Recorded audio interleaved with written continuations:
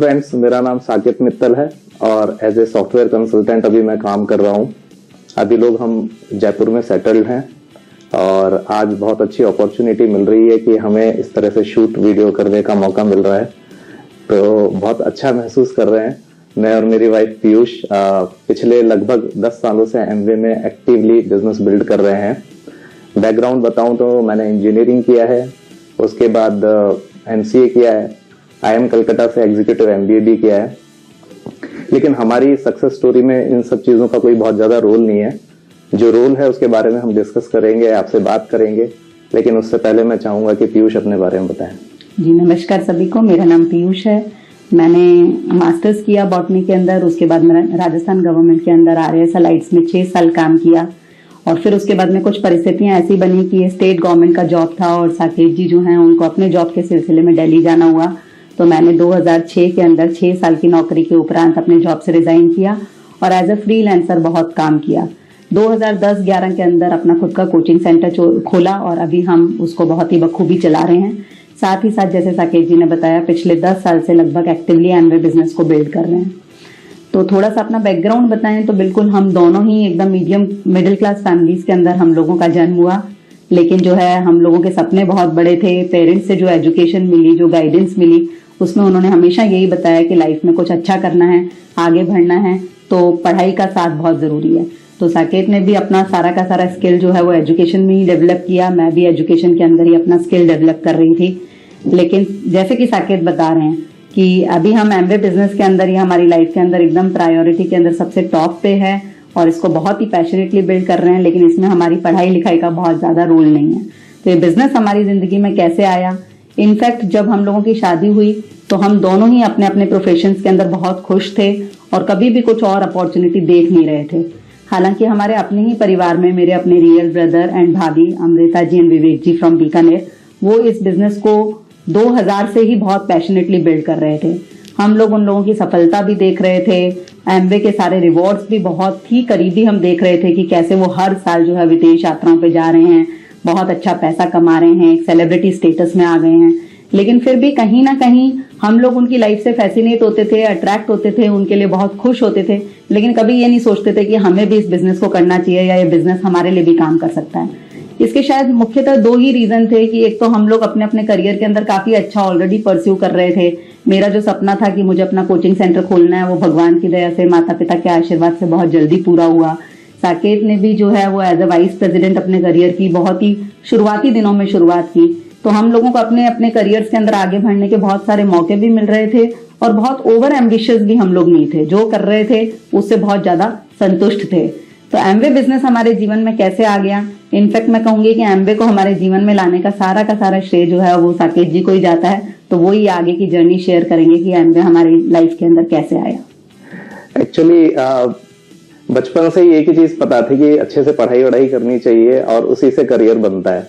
Although मेरे parents जो हैं वो कन्वेंशनल बिजनेस के अंदर थे, बट उनको लगता था कि ये बिजनेस के अंदर 24 घंटे की माथापच्ची होती है, तो हमें जो है जॉब अच्छा लग जाए तो अच्छी बात है। तो शुरू से ही मुझे इंजीनियरिंग का ही एक पैशन था और उसके अंदर भी मैकेनिकल इंजीनियरिंग का विशेष पैशन था। डिस्कवरी वगैरह पे भी एक्सरे मशीन्स और इस तरीके के बड़े मेरे शौकिया कह सकते हैं कि ऐसे चैनल थे जो मैं देखना पसंद करता था। लेकिन मैकेनिकल इंजीनियरिंग बड़े अच्छे से बखूबी की, लेकिन कोई बहुत अपॉर्चुनिटी नहीं मिली कि जॉब मिल जाए। उसके बाद करियर के अंदर शायद सॉफ्टवेयर लाइन में स्विच होना था तो उसमें स्विच हुआ और उसके बाद कुछ जॉब मैंने जयपुर के अंदर की कुछ समय तक। उसके बाद 2004 में हमारी शादी हुई और उसी समय मुझे अपॉर्चुनिटी मिली कि दिल्ली के अंदर एक अच्छी कंपनी में जॉब करूं, तो हम लोग वहां शिफ्ट हो गए। और जैसा पीयूष बता रही थी कि राजस्थान एडमिनिस्ट्रेटिव सर्विसेज के जॉब के अंदर होते हुए भी हम लोगों ने मैनेज किया शुरुआत के कुछ दिनों के अंदर कि मैं दिल्ली हूं, वो जयपुर है, and then we eventually finalise कि हम लोगों को गुड़गांव शिफ्ट होना चाहिए। वहां पे मैं एक अच्छी कंपनी में IBM में जॉब कर रहा था और बीच में विवेक भैया और अमृता भाभी काफी आते थे। इनफैक्ट एमवे के रिवॉर्ड्स एंजॉय करने के लिए वो फॉरेन ट्रिप्स पे बहुत बार जाते थे। हम लोग उनको सी ऑफ करने भी जाते थे, लेकिन कभी ऐसे मन में नहीं आता था कि हम कर लें। इनफैक्ट वो हमें कई बार बोलते थे कि साकेत जी आप बहुत अच्छा बिजनेस करोगे, मैं हंसता था, नहीं मैं तो कभी बिजनेस करूंगा ही नहीं, तो अच्छे और बुरे की तो बात ही नहीं आती है। तो कैसे डेस्टिनी चेंज होती है, हमने कभी नहीं सोचा था एमवे बिजनेस करेंगे कुछ, लेकिन सिचुएशन ऐसी आती है हमारी लाइफ के अंदर जो हमें कई बार सोचने पे मजबूर करती हैं। वो डिसीजन शायद इतना बड़ा नहीं था जब इन्होंने जॉब छोड़ा। जॉब छोड़ना, हालांकि किसी से कहेंगे गवर्नमेंट जॉब छोड़ना तो छोटी बात नहीं है, हमें भी ऐसा लगता था, लेकिन कई बार राइट टाइम पे राइट डिसीजन लेना बहुत जरूरी होता है। मैं अच्छे से जॉब कर रहा था 2008-9 के बीच के अंदर। जॉब के अंदर मेजर चैलेंजेस मैंने देखे, वहां से ये बात समझ में आई कि जॉब अपने हाथ में नहीं है। उससे कुछ समय पहले ही विवेक जी का भी एक्सीडेंट हुआ था, उसमें मेरे फादर इन लॉ भी थे उसी कार के अंदर जिसका उनका एक्सीडेंट हुआ था, और इतना मेजर एक्सीडेंट था कि एक व्यक्ति की तो उसमें डेथ भी हो गई थी। उससे मेरी आंखें खुली कि ऐसी लाइफ हमारे हाथ में नहीं है। पैरेलली मैंने ये देखा कि जॉब के अंदर, ऑल्दो मैं जॉब बहुत अच्छे से कर रहा हूं, वहां पे टॉप परफॉर्मर्स में भी हूं, सारी चीजें अच्छी हैं, लेकिन ऐसा हो सकता है कि जो कंपनी आपको जॉब दे रखी है उसके साथ कुछ गड़बड़ हो जाए, और जब ऐसा हो जाता है तो हमारे हाथ में एकदम से कुछ होता नहीं है। तो मुझे समझ में आया कि जहां पे मेरे हाथ में जॉब नहीं है, लोकेशन नहीं है, क्योंकि उस जॉब को परस्यू करने के लिए मेरा ट्रांसफर बैंगलोर हो गया था, वो भी हाथ में नहीं था, फैमिली हमारी अलग थी, मैं बैंगलोर में काम कर रहा था। तीसरी तरफ हम देख रहे थे कि जहां पे विवेक जी का एक्सीडेंट तो हुआ है, लाइफ भी काफी रिस्क पे है, लेकिन फाइनेंशियली कोई चैलेंज हमें दिखाई नहीं दे रहा था, क्योंकि बिजनेस इतना बड़ा कर चुके थे जिसकी वजह से एडिशनल इनकम आ रही थी। तो वहां से मुझे क्लिक हुआ कि हम शायद कुछ और नहीं कर सकते, हमारे पास इतना पैसा नहीं है कि हम कोई कन्वेंशनल बिजनेस सेटअप करें, इतना टाइम भी नहीं है, इतना एक्सपीरियंस भी नहीं है कि कुछ और कर सकें, तो कैसे कोई चीज करी जा सकती है। तो एमवे बिजनेस अपॉर्चुनिटी इस लिहाज से मुझे समझ में आई, क्योंकि मैं हमेशा देखता था, सुनता था, और उसकी सफलता तो कहीं छुपी हुई नहीं थी। बस केवल एक ही क्वेश्चन था, हम लोग कैसे करेंगे, हमें तो कुछ करना आता ही नहीं है इसके अंदर। तो उनके पास हम गए, उनका एमरल सेलिब्रेशन था, मुझे अच्छे से याद है, और जब हम उसको देख के, मैं पीयूष के साथ बैठा था इवनिंग के अंदर, मैंने कहा पीयूष हमें करना चाहिए। और आपको विश्वास शायद नहीं होगा, उससे पहले पीयूष मुझसे कहती थी कि साकेत हमें बिजनेस करना चाहिए क्या, क्योंकि वो अपनी जॉब छोड़ चुकी थी, फ्रीलांसिंग ऐसे पढ़ा रही थी, तो उनको लगता था कहीं ना कहीं कि ये बिजनेस अगर कर ले तो हमारी लाइफ कितनी ब्यूटीफुल हो सकती है। उन्होंने शायद ये पैशन बचपन से देखा था भैया के साथ, तो लेकिन मुझे क्लिक नहीं करता था, और उसका रीजन मेरा सिंपल था कि मैं जो है किसी से बात ही नहीं कर सकता था। मुझे तो अगर किसी पड़ोसी से भी हाय हेलो करना होता था तो मेरे लिए एक बहुत बड़ा काम था, और पीयूष जो है वो मुझे कहते थे कि नहीं नहीं हमें इनसे बात करनी चाहिए और हाय हेलो करनी चाहिए, सारी बातें होती थी, लेकिन मुझे ऐसा नहीं लगता था। लेकिन बड़ी खूबसूरत बात है कि यहाँ पे एक ऐसा इकोसिस्टम है कि हम लोग जो हैं सीख जाते हैं धीरे धीरे। तो वहां से मैंने डिसीजन लिया, पीयूष से बात की कि हमें सीखना चाहिए, करना चाहिए। आता कुछ नहीं था, बिल्कुल विश्वास भी नहीं था 1% की भी हम कर पाएंगे, बल्कि ज्यादा लगता था कि हम कर नहीं पाएंगे। लेकिन विवेक जी से ही हमने कभी सुना था कि अगर ये बिजनेस हो गया तो बहुत सारे रिवॉर्ड्स एंजॉय करेंगे, और नहीं हुआ तो खोने को तो कुछ है ही नहीं। तो हमने कहा जब खोने को कुछ नहीं है, सिखाने के लिए टीम है, एमवे बिजनेस आगे बढ़ रहा है, तो वाई नॉट। और वहीं से हमने डिसीजन लिया और बिजनेस को करने का निर्णय लिया। बिजनेस को निर्णय लेना का मतलब ये नहीं है कि हम लोग सक्सेसफुल होना शुरू हो गए।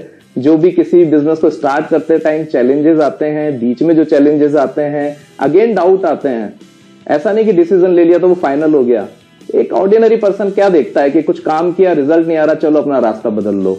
तो ऐसे हमारे दिमाग में भी आया, लेकिन एक लेवल ऐसा आता है, एक फेज ऐसा आता है जहां पे इतना कॉन्फिडेंस हमें आ जाता है कि उसके बाद हमें लगता है कि हाँ अब तो यही करना है। और वो कॉन्फिडेंस आने में हमें 2-3 साल लगे, नो डाउट, लेकिन उसके बाद से हमारी जर्नी जो है वो एमवे बिजनेस के अंदर बहुत शूट अप करने लगी।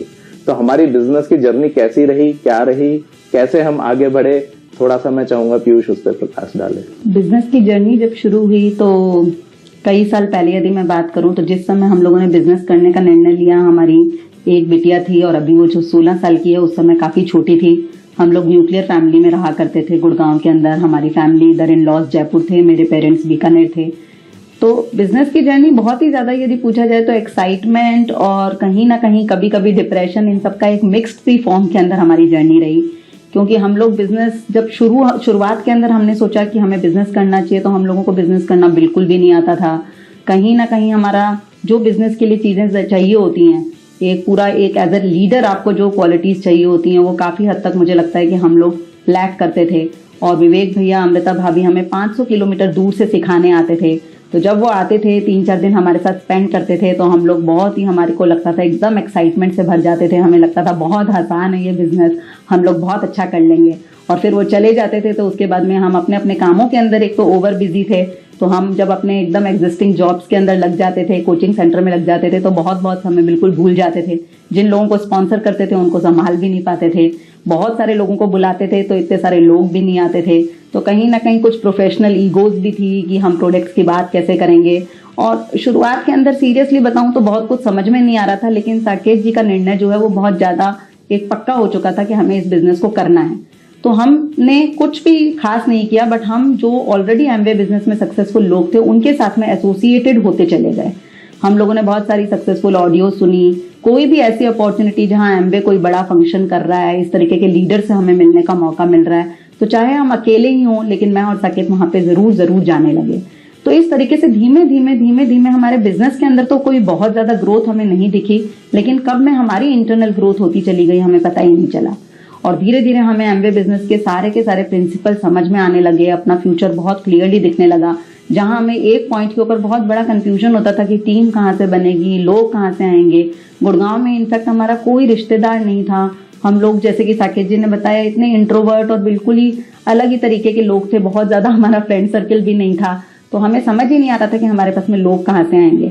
लेकिन मैजिक इतना है कि हम टिके रहते हैं तो धीमे धीमे, जैसे कहते हैं ना, कि लोग भी हमें मिल जाते हैं, टीम भी बन जाती है। हमारी पहली टीम के अंदर आज यदि हम बात करें तो जितनी स्ट्रांग टीम है उसके अंदर एक एकदम अद्भुत बात आप देखेंगे, अपने आप में यूनिक बात है कि तिलक कोठारी जी, विमला कोठारी जी हैं और उनके साथ में उनके पुत्र और उनकी पुत्रवधू अभिलाषा एंड विश्वास जी भी हैं। तो अभिलाषा एंड विश्वास जी यूएस से स्पेशली जो है वो इंडिया है इस बिजनेस को बिल्ड करने के लिए, और एकदम से हमारे बिजनेस को एक नया मोमेंटम मिला उसी समय में। धीमे धीमे, क्योंकि सब लोग, हमारे घर वाले हमारा जब पैशन देख रहे थे, देखिए ये चीज आपके साथ में भी होने वाली है। इनिशियली जब हमारे बिल्कुल भाई बहन वो हम लोगों को काम करते हुए देख रहे होते हैं तो हमारा भी विश्वास कम होता है, उनका भी विश्वास कम होता है, लेकिन वो हमें चेक कर रहे होते हैं। जब हमारा पैशन हमारे भाई बहनों ने देखा तो साकेत के real brother Manish ji and Seema ji जो हैं उनको भी एक्साइटमेंट आया, धीमे धीमे उनकी टीम बनने लगी हमारे साथ। साथ ही साथ मेरी एक स्टूडेंट के पेरेंट जो हैं, दीप्ति जी, पंकज जी है, मैं सारे उन लोगों के नाम ले रही हूँ जो आज की डेट के अंदर हमारी टीम के अंदर प्लैटिनम एंड अबव लीडर्स हैं। तो उनकी जो है वो mother, she was into looking zone. Deepti ji जो है उनके साथ के अंदर बिजनेस बिल्ड करना चालू किया तो काफी मोमेंटम आने लगा। मेरी बिल्कुल क्लोज फ्रेंड नीता जी जो हैं वो हमारे बिजनेस के अंदर आई और हमारी दोस्ती और भी ज्यादा पक्की हुई। नीता एंड चंद्रकांत जी की वजह से मैं कहूंगी कि जयपुर के अंदर हम एक बहुत बड़ी टीम बिल्ड कर पाए। गंगानगर के अंदर हमारे बहुत बड़े लीडर प्रवीण जी, जो कि हमें हमारी अपलाइन की, मैं तो कहूंगी, सौगात हमें मिली। तो इस तरीके से हम चलते जाते हैं तो हमें जो है वो बिजनेस के अंदर लोग मिलते चले जाते हैं। और इनफैक्ट लोग तो पहले भी मिल रहे होते हैं, लेकिन शायद कहीं ना कहीं हमारी लीडरशिप ट्रेड्स नहीं होते, जब हमें प्रिंसिपल्स पता नहीं होते तो हमें उन्हें संभालना नहीं आता। बिल्कुल हमें अभिलाषा जी और विश्वास जी के थ्रू विनोद जी और दीपिका जी मिले। वो हम में से किसी को भी नहीं जानते थे, अभिलाषा जी और विश्वास जी को भी नहीं जानते थे। वो इनफैक्ट उनको रेलवे स्टेशन पे बिल्कुल ही स्ट्रेंजर की फॉर्म में मिले। तो सारी की सारी स्क्रिप्ट हम लोग सीखते चले गए, सारे ट्रेड सीखते चले गए, एट्रीब्यूट सीखते चले गए, और धीमे धीमे ये बिजनेस जो है वो कब में बड़ा हो गया, सही मायने में मैं बोलूं तो मुझे तो लगता है कि मुझे पता ही नहीं चला।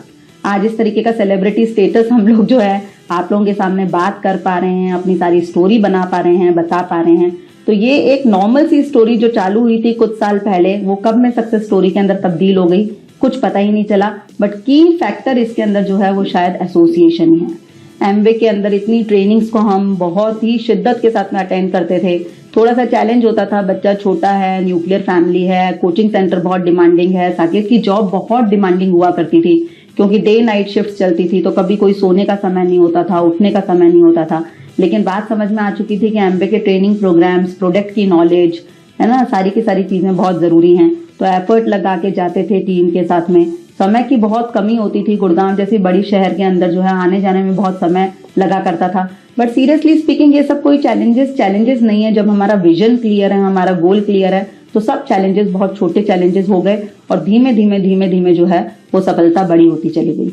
और उससे भी ज्यादा बड़ी बात, जो रिवॉर्ड्स हैं वो इतने अमेजिंग हैं कि जिस चीज को सोच करके बिजनेस शुरू करते हैं, जब शुरू किया था तो बहुत एक छोटा सा गोल था, क्योंकि बिल्कुल अपने एकदम लाइफ के अंदर देखा था किस तरीके से सिक्योरिटी मिसिंग है।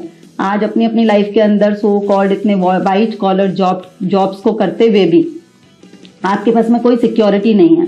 तो डाइवर्सिफिकेशन ऑफ इनकम किस तरीके से जरूरी है, आपको कुछ एसेट्स यदि आप क्रिएट कर सको वो किस तरीके से जरूरी है, ये बात समझ में आ गई थी। और केवल एक छोटा सा गोल था कि एक एडिशनल इनकम आए जो कि सस्टेनेबल हो, ऑन गोइंग हो, ऑन ग्रोइंग हो। लेकिन धीमे धीमे यहाँ पे इसके अंदर बहुत ही कंप्लीट सा पैकेज मिलता चला गया। बहुत अच्छी लाइफ आज हम लोग एंजॉय कर रहे हैं। रिवॉर्ड्स की अभी लास्ट के अंदर मैं बात करूंगी, बट उससे पहले जरूर चाहूंगी कि साकेत जी आपके साथ में कुछ और शेयर करें। राइट।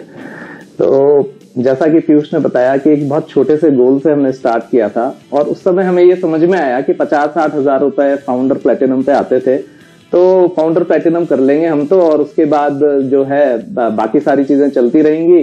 तो उससे हमें क्या है कि फॉरेन ट्रिप्स भी मिलना शुरू हो जाते हैं उस लेवल के बाद से, तो मजेदार रहेगा, इनकम भी आएगी, ट्रैवल भी मिलेगा, टीम भी बढ़ेगी। लेकिन धीरे धीरे हम लोग मैच्योर होते हैं और समझना शुरू करते हैं। जैसे बचपन में हम एक के बाद एक क्लासेस में आगे बढ़ते हैं तो मैच्योरिटी बढ़ती है, वैसे ही बिजनेस के अंदर भी हम जैसे जैसे आगे बढ़ रहे थे मैच्योरिटी बढ़ रही थी। और बाद में समझ में आ रहा था असली खुशी और असली ग्रोथ तो तब है जब हमारी टीम में लोग ग्रो करते हैं। ये एक ऐसा बिजनेस है विन विन सिचुएशन का, जहां पे आप लोगों को मदद करते हैं तो लोग आगे बढ़ते हैं, और जब लोग आगे बढ़ते हैं तो हम भी आगे बढ़ते हैं। तो ये चीजें जब हमें समझ में आई तो हमने बिजनेस में और प्रायोरिटी देना शुरू किया।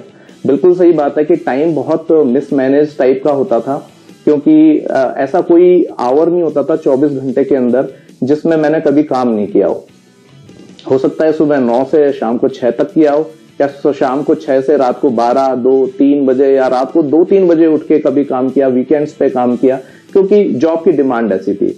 और इनफैक्ट मैं कहूंगा कि जॉब के अंदर डिमांड होती है तो हम कुछ भी करने लगते हैं, लेकिन बिजनेस के अंदर कई बार हमें ऐसा लगता है कि अरे यार आज तो छुट्टी है, क्यों करें, क्या करें।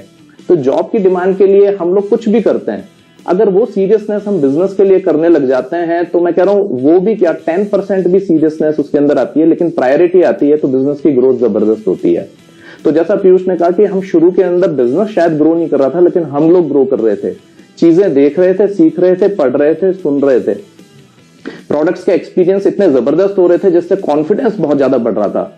हमें पता था कि एमवे के प्रोडक्ट्स जो हैं शानदार हैं, वर्ल्ड क्लास हैं, लेकिन उसको यूज करके जब देखा तो समझ में आया वैल्यू इसकी भी ऐसे होती है कि जब भैया हमारे लिए प्रोडक्ट्स रख जाते थे फ्री के अंदर तो हमने उसको इस्तेमाल नहीं किया, और बाद में कोई प्रोडक्ट का फर्क नहीं पड़ता। क्वीन आया 2016 में, मुझे लगता है कि हमारे ग्रुप के अंदर इतना क्वीन रिटेल हुआ जितना शायद इंडिया के अंदर बहुत कम लोगों का हुआ होगा। मोर देन 50-80 यूनिट्स टीम के अंदर यूनिट हमारे रिटेल हुई थी, क्योंकि बाद में वैल्यू समझ में आ जाती है कि ये खरा सोना है।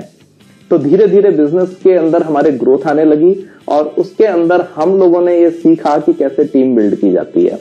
तभी एमवे का प्लांट का भी हमने देखा कि यहाँ पे लॉन्च हुआ है, तो फेथ इतना जबरदस्त बढ़ गया था। पिछले सालों के अंदर जब कोविड आया तो हम लोगों को एक नई दिशा मिली कि हम लोग बिजनेस को जिस तरीके से अभी करते हैं उसको करने का तरीका भी अब हमें बदलना पड़ेगा। हम लोग गुड़गांव रहते थे 2005 में, जब मैं जॉब कर रहा था गुड़गांव में, तब से लेके 2019 तक हम लोग गुड़गांव ही थे। 2019 में जयपुर वापस शिफ्ट हुए। जयपुर मेरा नेटिव प्लेस है। वो भी शिफ्ट हो पाए उसका रीजन भी एमवे था, क्योंकि हम लोगों को ये फ्लेक्सिबिलिटी मिल पाई। लेकिन जब हम लोग कोविड के अंदर यहाँ पे काम कर रहे थे तो ये समझ में आया कि अब हम लोग उस तरीके से ट्रेवल नहीं कर सकते जैसे पहले करते थे। बहुत फ्रीक्वेंटली हम जयपुर आते थे, गुड़गांव जाते थे, दिल्ली, नोएडा, मुंबई, चेन्नई भी कई बार हम अलग अलग जगह पे ट्रेवल किए हैं। उसका पर्पस यही था कि बिजनेस बिल्ड करें। लेकिन हमने जो काम 2013, 14, 15 में किया उसका रिजल्ट हमें जाके मिला 2019-20 के अंदर, जब कोविड के अंदर हमने वर्चुअली लोगों को कनेक्ट करना शुरू किया थ्रू जूम का नाम भी नहीं सुना हुआ होता था। आज एक्सपर्ट हैं हर कोई, चाहे वो गांव में है, शहर में है, कस्बे में है, सब लोग ये जानते हैं मोबाइल पे कैसे कनेक्ट कर सकते हैं। तो सारा का सारा बिजनेस हमारा मोबाइल पे सिमट के आ गया। और जो काम हमने पहले किया था, हमेशा हम सुनते थे डिलेड ग्रेटिफिकेशन होता है, जो काम करते हैं उसका रिजल्ट मिलता है। तो हमें ऐसा लगता है कि जो काम हमने पहले किया उसका रिजल्ट हमें बाद में जाके मिला, जब सारे लोग जो हैं जूम से कनेक्ट हो गए।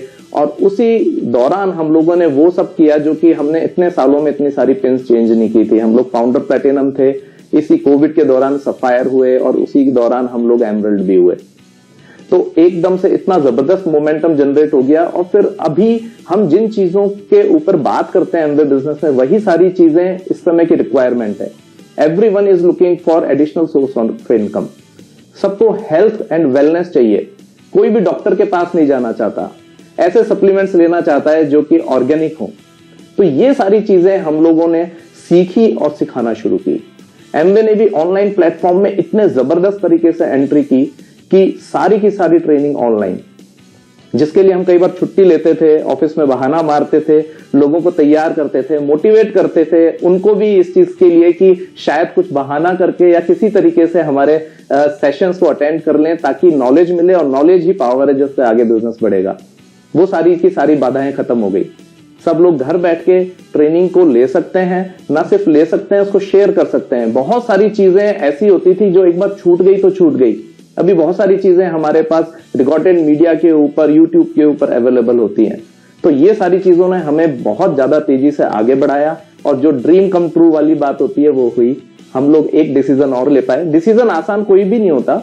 हम लोग यहाँ पे जॉब छोड़ के गुड़गांव गए, वो भी आसान नहीं था, और गुड़गांव से छोड़ के यहाँ पे आए, वो भी आसान नहीं था। लेकिन थोड़ा थोड़ा सा अगर हम बोल्डनेस दिखाते हैं, कुछ अच्छे डिसीजन लेते हैं, तो उनका डेफिनेटली फायदा होता है, और वो फायदा हमें भी हुआ, और हमने बहुत सारे रिवॉर्ड्स जो हैं अभी एंजॉय कर रहे हैं।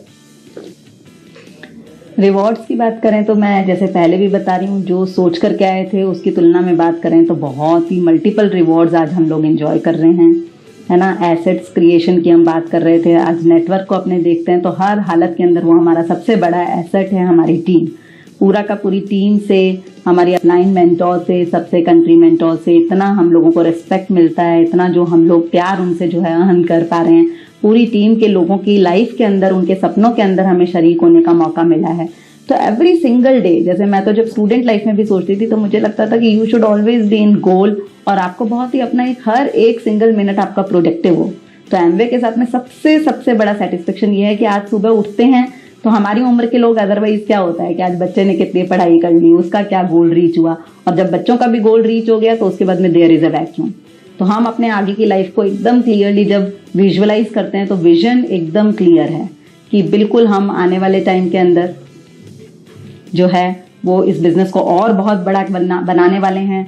लोग हमारी टीम में आ रहे हैं, सबके सपने एकदम क्लियर हैं, हमारे सपने एकदम क्लियर हैं। तो प्रोडक्टिविटी का एलिमेंट बहुत इंपॉर्टेंट है। सेलिब्रेशन जो इसके साथ में, every single day is a celebration. और बिल्कुल टेंजिबल टर्म्स के अंदर यदि कुछ रिजल्ट्स की बात करें तो न केवल पैसा, बल्कि हम लोगों ने इस बिजनेस से बहुत बड़ा टाइम भी कमाया है। हम यदि अपने सपनों में भी सोचते कि साकेत जो हैं वो रिटायरमेंट ले लेंगे तो वो कभी संभव नहीं था। मुझे लगता है कि 70 की उम्र में भी साकेत जो है किसी कंपनी के अंदर प्रेसिडेंट बनके या कुछ बनके, डायरेक्टर बनके काम ही कर रहे होते। लेकिन अभी at the age of 45 he is retired, है ना। सुनते थे, किताबों में पढ़ते थे कि for retirement you need not to have grey hair but you should have money in your pocket. तो एमवे ने हमें वो प्रिविलेज प्रोवाइड किया कि साकेत जो है लास्ट ईयर अपना रिटायरमेंट प्लान कर पाए। हम लोग जो दोनों के दोनों हैं फुल टाइम हस्बैंड वाइफ हैं, और शॉपिंग जैसे करते हैं। पिछले 15 साल में हम देखते थे शॉपिंग के लिए तो समय ही नहीं होता था, और जब वीकेंड्स मिलते थे 1-2 घंटे चुरा के जाते थे तो लगता था शॉपिंग करना दुनिया का सबसे डिफिकल्ट काम है। मॉल्स के अंदर इतनी भीड़ भाड़ में धक्के खाओ। लेकिन अब हम लोग जो है कभी भी वीकेंड्स के ऊपर मॉल्स में नहीं जाते हैं। जब मंडे, ट्यूसडे, वेडनेसडे को आप लोगों को आने वाले टाइम में सबको मौका मिलेगा, जब आप शॉपिंग करेंगे तो आपको मजा आ जाएगा। ऐसा लगता है कि ये पूरा का पूरी मॉल जो है वो केवल आपके और आपके लिए खुली है। तो इस दुनिया की रट में जो हम लोग फंसे हुए थे, है ना, 10 to 6, 10 to 8, 7 to 9, उस रट से टोटल तरीके से बाहर आ चुके हैं। साथ ही साथ फॉरेन ट्रिप्स जब इनिशियली दिखाया जाता था तो हम लोगों को लगता था कि नहीं, ऐसा तो हमारा कोई सपना नहीं है, और हम लोग we are not passionate enthusiast travellers. But वही वाली बात है कि जब हम जाना शुरू करते हैं तो हमें पता चलता है कि दुनिया कितनी बड़ी है और कितना कुछ है एक्सप्लोर करने के लिए। तो इस बिजनेस से हम लोग अभी बहुत सारी कंट्रीज विजिट कर चुके हैं। सबसे पहला ट्रिप हमारा बाली था। बाली गए, दुबई गए, सिंगापुर गए, इस्तांबुल गए, देन उसके बाद में हम लोग अंटालिया गए, आबू धाबी गए। अभी अगला ही ट्रिप बाकू का है, उसके बाद ग्रीस जाने वाले हैं। तो इस तरीके का जो एक्सपोजर मिल रहा है, जो फन है, बच्चों को, अभी छोटी वाली बिटिया हमारी मात्र 6 साल की उम्र में 2 कंट्रीज विजिट कर चुकी थी, है ना। तो ये सारे के सारे रिवॉर्ड्स बहुत अमेजिंग हैं। और साथ ही साथ जो हेल्थ और ब्यूटी, मैं कहूंगी, जिन 2 ब्रांड्स के साथ में हम जुड़े हैं, we are very very proud, Nutrilite and Artistry. इसकी वजह से हमारी लाइफ के अंदर जो है वो लाइफस्टाइल ऐड हो पाया। अदरवाइज एज एन अकेडमिशियन मैं अपनी बात करूं तो I could never be a fitness freak. मुझे कभी नहीं लगता था कि मुझे बहुत अपनी एक्सरसाइज करनी चाहिए या हम कैसे दिख रहे हैं, कुछ ब्यूटी प्रोडक्ट्स भी यूज करने चाहिए। बट यहाँ पे बिल्कुल जब हमारे पास में, हमारे हाथ में हमारी ओनरशिप आ जाती है इतनी अच्छी ब्रांड्स की, तो वी स्टार्ट यूजिंग देम। और लाइफ के अंदर डेफिनेटली एमवे बिजनेस जो है एक स्टाइल ऐड कर देता है। तो ये सारे के सारे मनी के साथ time, security, free foreign trips, एक पूरा का पूरा दूसरों की मदद करने का एक पूरा का पूरा सुख, एहसास, ये कंप्लीट पैकेज है। और रिकॉग्निशन बहुत बड़ा एक इसका बाय प्रोडक्ट है। तो ये सारे रिवॉर्ड्स को आज हम एंजॉय कर रहे हैं और आने वाली टीम के अंदर विजुअलाइज कर पा रहे हैं आने वाले टाइम में कैसे हमारी टीम का एक एक पैशनेट लीडर इन सारे रिवॉर्ड्स को अपने लिए एंजॉय कर रहा होगा। राइट। इनफैक्ट मुझे ऐसा लगता है कि जब आपके पास कहीं और से दूसरी इनकम आ रही होती है तो जॉब करने में मजा आता है। बाद में आप अपनी शर्तों पे जॉब करते हैं। मैं जो लास्ट 3-4 साल मैंने जॉब किया उसके अंदर मैंने काफी एंजॉय किया, क्योंकि जब मेरे को कोई चीज सहूलियत नहीं होती थी तो मैं सीधे सीधे मना कर देता था। और मैंने ये देखा सामने वाला आगे से कुछ बोल भी नहीं रहा होता। और कुछ केस में ऐसा भी होता है कि जब सामने भी पता लग जाता है कि इनको शायद इस जॉब की बहुत ज्यादा जरूरत नहीं है तो आपको बहुत ज्यादा फोर्स नहीं करते। तो अच्छी इनकम भी एंजॉय की जॉब के थ्रू भी, और उसके अलावा फ्रीडम भी एंजॉय की जॉब के अंदर भी। नाइट शिफ्ट वगैरह सब मैंने बंद कर दी थी उसके बाद। और अभी दूसरी तरफ ये भी देखते हैं कि अभी हम एएलएस ट्रिप पे जाते हैं या किसी फंक्शंस के अंदर हम मिलते हैं एमवे के बाकी लोगों से, तो लोग आगे से आके बोलते हैं कि आप साकेत जी हैं और बाकी सारी बातें करते हैं, आपको सुना था, इंस्पायर होते हैं। ये तो कभी सोचा ही नहीं था। हमेशा एक ही चीज सोची थी कि हम अगर अच्छा पढ़ेंगे, लिखेंगे, अच्छी जॉब करेंगे तो पैसा कमाएंगे और उसके बाद लाइफ सेट हो जाएगी। ऐसा कभी सोचा ही नहीं था कि हमसे कोई इंस्पायर होगा, उस इंस्पिरेशन से वो इनकम कमाएंगे और उसके बाद हमें मिलके थैंक्स कहेंगे। तो this is a beautiful thing. और आज के टाइम में ये बिजनेस इतना रेलेवेंट हो चुका है, ना सिर्फ इसलिए कि इंडियन गवर्नमेंट इस चीज को प्रमोट कर रही है, नीति आयोग ये बोल रहा है, डायरेक्ट सेलिंग इंडस्ट्री का फ्यूचर बहुत जबरदस्त है। मैं केपीएमजी के डेटा, फिक्की के डेटा, इनको आपको कोट करूं तो 65,000 करोड़ से ज्यादा का बिजनेस होने वाला है आने वाले कुछ सालों के अंदर। और उसके अंदर प्राउड से ये भी हम बोल सकते हैं कि वर्ल्ड में नंबर 1 कंपनी के साथ हम लोग जुड़े हुए हैं, एमवे बिजनेस बेस्ट प्रोडक्ट्स के साथ जुड़े हुए हैं।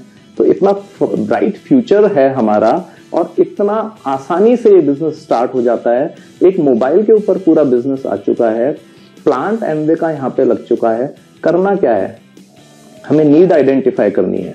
आज नीड देखें तो यंगस्टर्स के पास नीड है, कोई बहुत ज्यादा अच्छे ऑप्शंस अवेलेबल नहीं है, बहुत ज्यादा ऑप्शंस अवेलेबल नहीं है। हम भले ही बहुत सारे गवर्नमेंट जॉब के लिए 2-5 हजार नियुक्ति निकली है, उसके लिए 10-20 लाख लोग अप्लाई कर लें, लेकिन हमें पता है कि उससे बहुत ज्यादा लोगों का भला नहीं होने वाला।